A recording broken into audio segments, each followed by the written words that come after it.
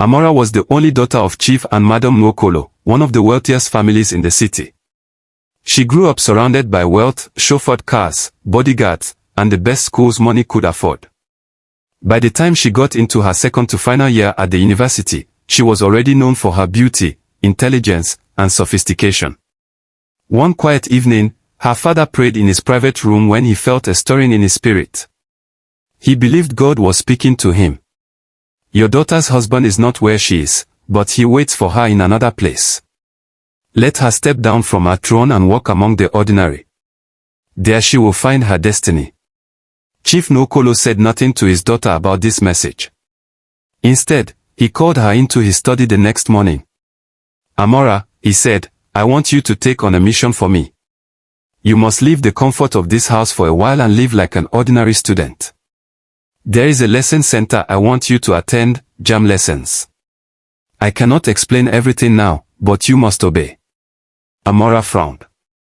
Papa, but I'm already in the university. Why jam lessons again? And why should I live separately?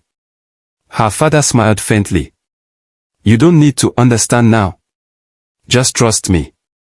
Call it a mission. Reluctantly, Amora agreed. A small flat was rented for her near a modest lesson center. She was given simple clothes, no designer bags, no flashy jewelry. For the first time, she boarded buses, walked under the sun, and mingled with students who struggled just to pay registration fees. At first, she hated it. She missed her comfort and complained bitterly. But slowly, things began to change. Amora noticed the resilience of the people around her, the boy who sold snacks just to buy textbooks, the girl who studied under a streetlight because there was no electricity at home. And then she noticed Chinedu.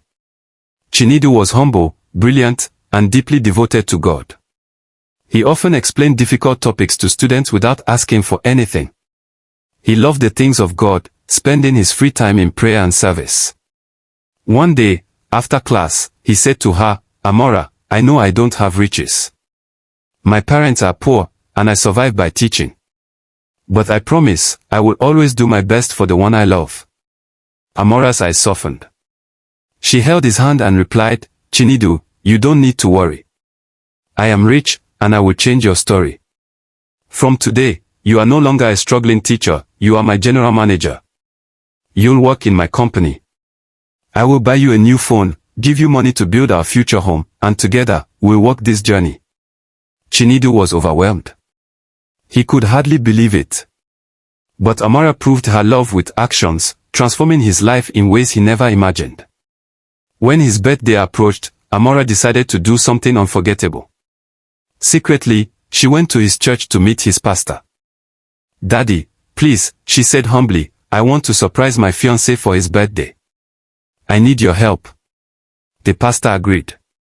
Together, they invited Chinedu's close friends, who promised not to reveal the plan. The church was beautifully decorated with balloons, flowers, and lights. The choir prepared a special number. On the birthday, the pastor called Chinedu urgently, pretending there was something he needed. The moment Chinedu stepped into the church, the trumpets and choir erupted in a joyful birthday song. Confetti filled the air. Amora walked up with tears of joy and handed him the keys to a brand new car. Chinedu dropped to his knees in awe and thanksgiving, blessing God for such love. A few weeks later, Amora took Chinedu to her father and revealed the truth, that she was from a wealthy home, and he was the man she loved. Chief Nwokolo smiled. My daughter, this is the mission I sent you on. God revealed to me that your husband was in that lesson center. Now it is fulfilled. Chinedu, you have my blessings. Love her, honor her, and always walk with God. Not long after Amora's graduation, their wedding was announced. It was massive, a glamorous celebration that shook the entire town. Guests came from far and wide, dignitaries filled the hall, and their joy knew no bounds. Years later, Chinedu rose to become a mighty billionaire, known not only for his wealth but also for his devotion to God. Together, he and Amora built businesses, gave generously to the poor, and raised two beautiful children, a boy and a girl. What began as a hidden mission ended as a love story written by the very hand of God.